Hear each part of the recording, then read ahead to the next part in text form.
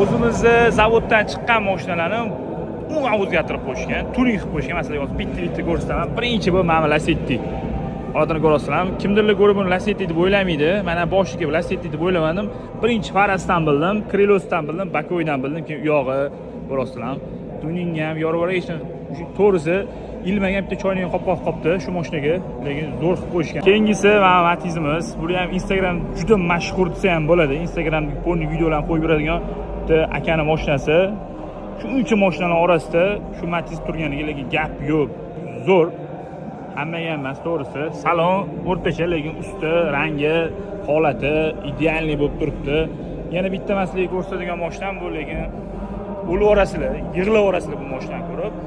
Ana probkalarda bor, o't ketadigan probkachi mashinalar bo'ladi. Mana sizlarga ko'rsatadigan shu mashina bo'ladi. Mana probkalarni ajali va bu yerda mana ishi ham bor, bo'rini ishimi bilmadim nimani ishi, lekin zo'r qilib qo'yishibdi. Gap yo'q, akalarga buni endi maza qilib minadigan mashina bo'libdi. Holati gap yo'q.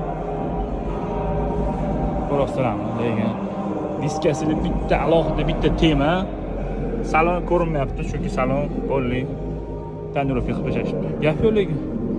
Okalarga, farasiga ham